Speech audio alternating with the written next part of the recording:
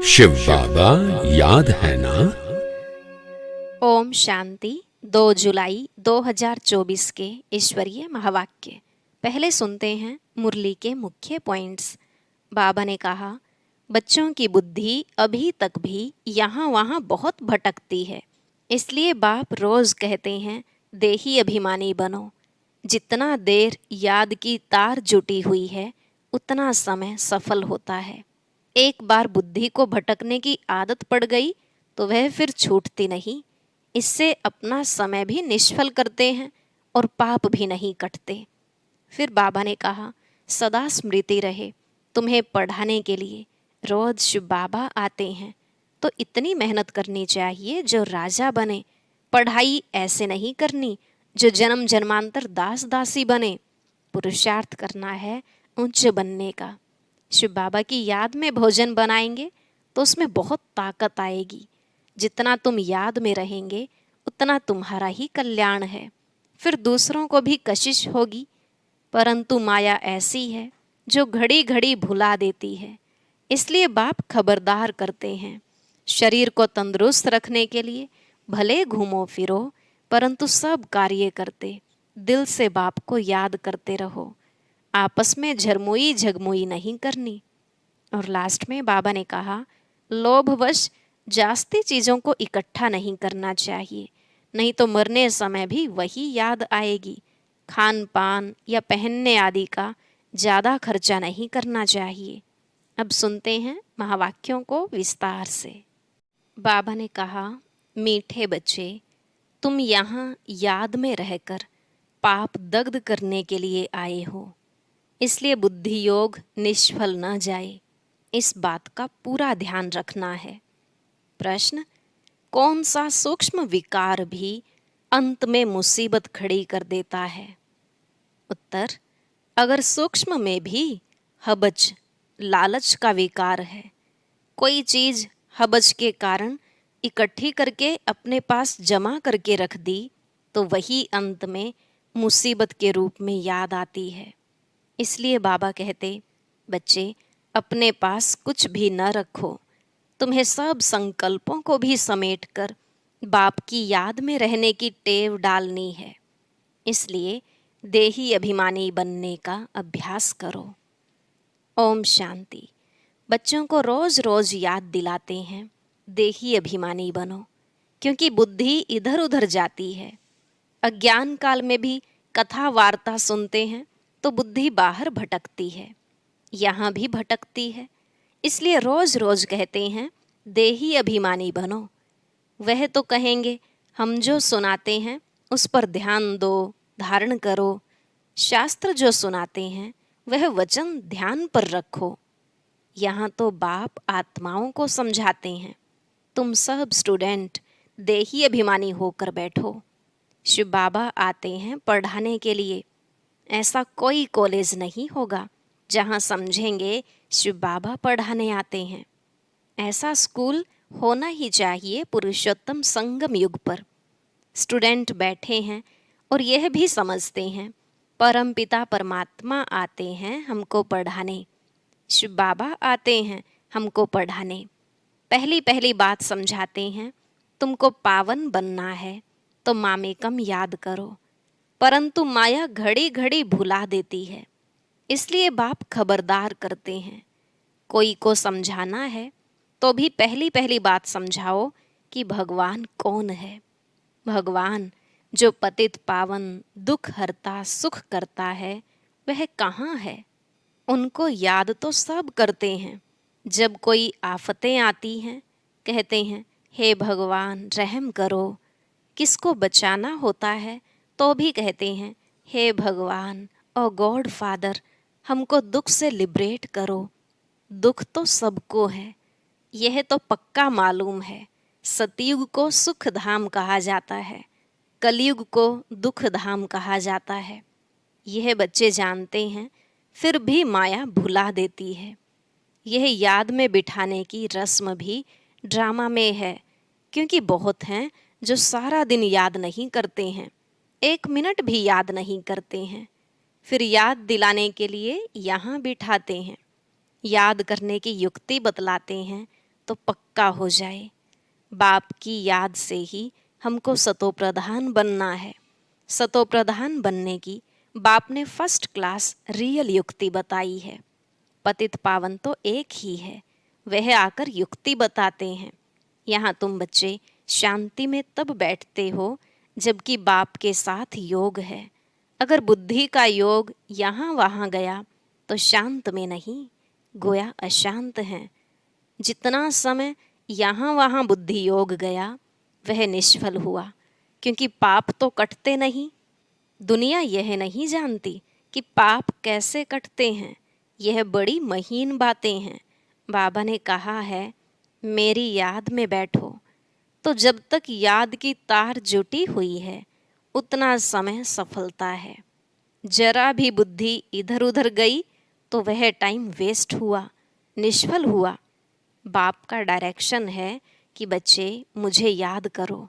अगर याद नहीं किया तो निष्फल हुआ। इससे क्या होगा? तुम जल्दी सतोप्रधान नहीं बनेंगे, फिर तो आदत पड़ जाएगी। यह होता रहेगा। आत्मा इस जन्म के पाप तो जानती है। भल कोई कहते हैं हमको याद नहीं है, परंतु बाबा कहते हैं 3-4 वर्ष से लेकर सब बातें याद रहती हैं। शुरू में इतने पाप नहीं होते हैं जितने बाद में होते हैं। दिन प्रतिदिन क्रिमिनल आई होती जाती है। त्रेता में 2 कला कम होती हैं।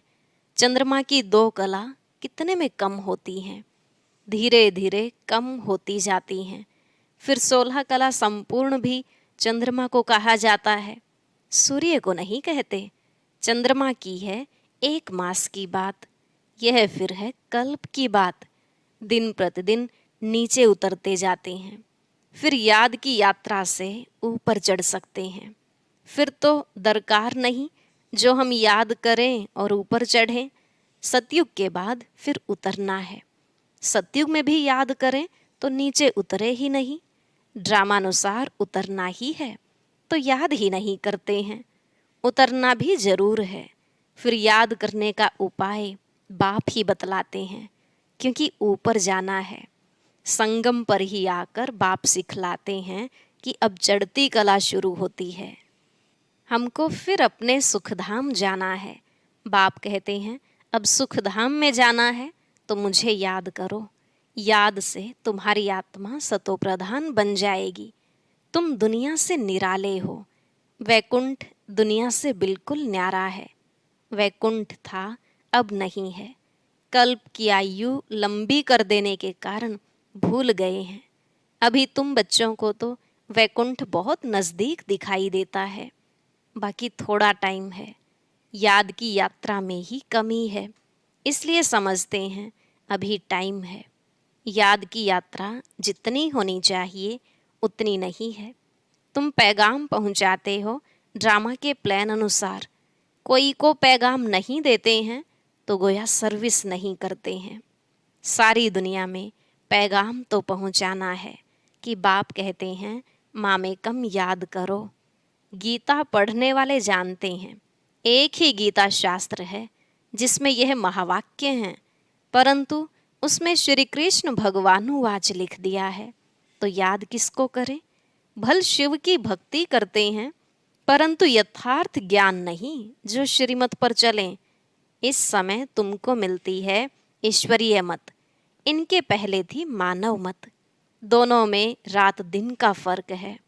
मानव मत कहती है ईश्वर सर्वव्यापी है, ईश्वर की मत कहती है नहीं। बाप कहते हैं मैं आया हूँ स्वर्ग की स्थापना करने, तो जरूर यह नर्क है। यहाँ 5 विकार सब में प्रवेश हैं। विकारी दुनिया है, तब तो मैं आता हूँ निर्विकारी बनाने के लिए। जो ईश्वर के बच्चे बने उनके पास विकार तो हो नहीं सकते। रावण का चित्र 10 शीश वाला दिखाते हैं। कभी कोई कह ना सके कि रावण की सृष्टि निर्विकारी है। तुम जानते हो अभी रावण राज्य है, सभी में 5 विकार हैं। सतयुग में है राम राज्य, कोई भी विकार नहीं। इस समय मनुष्य कितने दुखी हैं, शरीर को कितने दुख लगते हैं। यह है दुख धाम। सुख धाम में तो शारीरिक दुख भी नहीं होते हैं। यहाँ तो कितनी हॉस्पिटल्स भरी हुई हैं, इनको स्वर्ग कहना भी बड़ी भूल है। तो समझकर औरों को समझाना है। वह पढ़ाई कोई को समझाने के लिए नहीं है। इम्तिहान पास किया और नौकरी पर चढ़ा, यहाँ तो तुमको सबको पैगाम देना है। सिर्फ एक बाप थोड़े ही देंगे। जो बहुत होशियार हैं उनको टीचर कहा जाता है, कम होशियार हैं तो उनको स्टूडेंट कहा जाता है। तुम्हें सबको पैगाम देना है। पूछना है, भगवान को जानते हो? वह तो बाप है सबका। तो मूल बात है बाप का परिचय देना, क्योंकि कोई जानते नहीं है। ऊंचते ऊंच बाप है, सारे विश्व को पावन बनाने वाला है। सारा विश्व पावन था जिसमें भारत ही था। और कोई धर्म वाला कह ना सके कि हम नई दुनिया में आए हैं। वह तो समझते हैं हमारे से आगे कोई होकर गए हैं। क्राइस्ट भी जरूर कोई में आएगा, उनके आगे जरूर कोई थे। बाप बैठ समझाते हैं, मैं इस ब्रह्मा तन में प्रवेश करता हूँ। यह भी कोई मानते नहीं कि ब्रह्मा के तन में आते हैं। अरे ब्राह्मण तो चाहिए जरूर। ब्राह्मण कहाँ से आएंगे? जरूर ब्रह्मा से ही तो आएंगे ना। अच्छा, ब्रह्मा का बाप कभी सुना? वह है ग्रेट ग्रेट ग्रैंड फादर। उनका साकार फादर कोई नहीं। ब्रह्मा का साकार बाप कौन? कोई बतला ना सके। ब्रह्मा तो गाया हुआ है, प्रजापिता भी है। जैसे निराकार शिव बाबा कहते हैं, उनका बाप बताओ। फिर साकार प्रजापिता ब्रह्मा का बाप बताओ।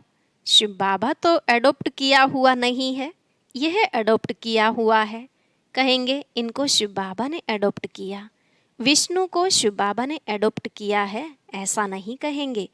यह तो तुम जानते हो, ब्रह्मा सो विष्णु बनते हैं, एडॉप्ट तो हुआ नहीं। शंकर के लिए भी बताया है, उनका कोई पार्ट है नहीं। ब्रह्मा सो विष्णु, विष्णु सो ब्रह्मा, यह 84 का चक्र है। शंकर फिर कहाँ से आया? उनकी रचना कहाँ है? बाप की तो रचना है, वह सब आत्माओं का बाप है। और ब्रह्मा की रचना है सब मनुष्य। शंकर की रचना कहाँ है? शंकर से कोई मनुष्य दुनिया नहीं रची जाती। बाप आकर यह सब बातें समझाते हैं, फिर भी बच्चे घड़ी घड़ी भूल जाते हैं। हर एक की बुद्धि नंबरवार है ना। जितनी बुद्धि उतनी टीचर की पढ़ाई धारण कर सकते हैं। यह है बेहद की पढ़ाई। पढ़ाई के अनुसार ही नंबरवार पद पाते हैं। भल पढ़ाई एक ही है मनुष्य से देवता बनने की, परंतु डायनेस्टी बनती है ना। यह भी बुद्धि में आना चाहिए कि हम कौन सा पद पाएंगे। राजा बनना तो मेहनत का काम है। राजाओं के पास दास दासियां भी चाहिए। दास दासियां कौन बनते हैं, यह भी तुम समझ सकते हो। नंबरवार पुरुषार्थ अनुसार हर एक को दासियां मिलती होंगी। तो ऐसा नहीं पढ़ना चाहिए जो जन्म जन्मांतर दास दासी बने। पुरुषार्थ करना है ऊंचे बनने का। तो सच्ची शांति बाप की याद में है। जरा भी बुद्धि इधर उधर गई तो टाइम वेस्ट होगा, कमाई कम होगी, सतो प्रधान बन नहीं सकेंगे। यह भी समझाया है कि हाथों से काम करते रहो, दिल से बाप को याद करते रहो। शरीर को तंदुरुस्त रखने के लिए घूमना फिरना यह भी भल करो, परंतु बुद्धि में बाप की याद रहे। अगर साथ में कोई हो तो झरमुई झगमुई नहीं करनी है। यह तो हर एक की दिल गवाही देती है। बाबा समझा देते हैं, ऐसी अवस्था में चक्कर लगाओ। पादरी लोग जाते हैं एकदम शांत में। तुम लोग ज्ञान की बातें सारा समय तो नहीं करेंगे, फिर जबान को शांति में लाकर शिव बाबा की याद में रेस करनी चाहिए। जैसे खाने के समय बाबा कहते हैं, याद में बैठकर खाओ, अपना चार्ट देखो। बाबा अपना तो बताते हैं कि हम भूल जाते हैं।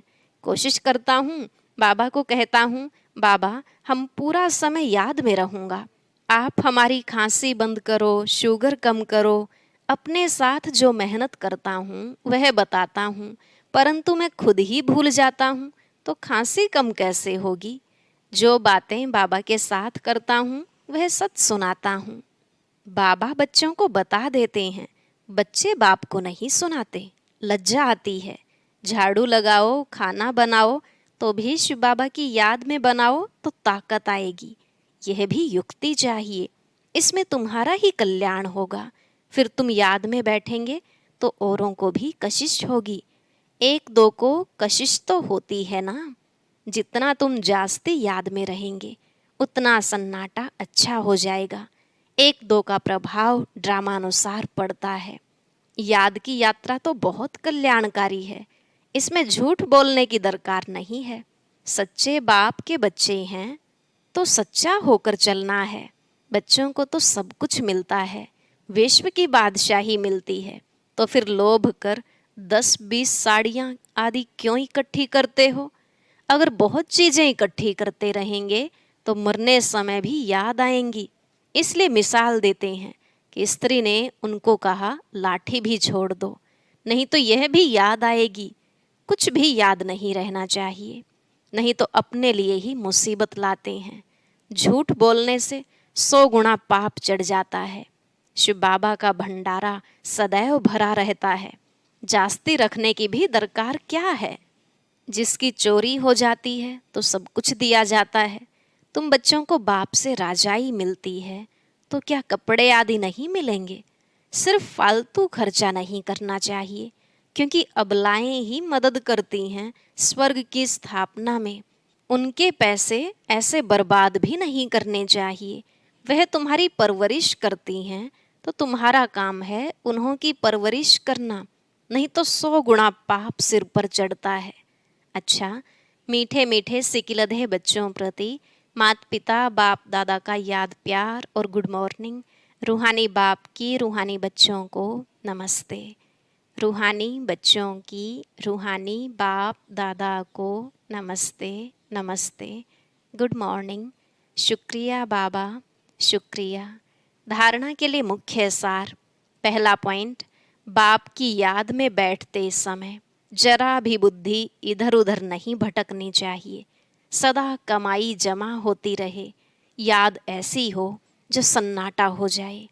दूसरा, शरीर को तंदुरुस्त रखने के लिए घूमने फिरने जाते हो तो आपस में झरमुई झगमुई पर चिंतन नहीं करना है। जबान को शांत में रख बाप की याद करने की रेस करनी है। भोजन भी बाप की याद में खाना है। आज का वरदान, निश्चय बुद्धि बन कमजोर संकल्पों की जाल को समाप्त करने वाले सफलता संपन्न भव। निश्चय बुद्धि बन कमजोर संकल्पों की जाल को समाप्त करने वाले सफलता संपन्न भव। बाबा ने कहा, अभी तक मेजॉरिटी बच्चे कमजोर संकल्पों को स्वयं ही इमर्ज करते हैं। सोचते हैं पता नहीं होगा या नहीं होगा, क्या होगा। यह कमजोर संकल्प ही दीवार बन जाते हैं और सफलता उस दीवार के अंदर छिप जाती है। माया कमजोर संकल्पों की जाल बिछा देती है, उसी जाल में फंस जाते हैं। इसलिए मैं निश्चय बुद्धि विजयी हूँ। सफलता मेरा जन्म सिद्ध अधिकार है। इस स्मृति से कमजोर संकल्पों को समाप्त करो। स्लोगन, तीसरा, ज्वालामुखी नेत्र खुला रहे तो माया शक्तिहीन बन जाएगी। तीसरा, ज्वालामुखी नेत्र खुला रहे तो माया शक्तिहीन बन जाएगी। अच्छा, ओम शांति। अब सुनते हैं आज की अव्यक्त मुरली। इसके लिए ऊपर दिए गए बॉक्स पर क्लिक करें।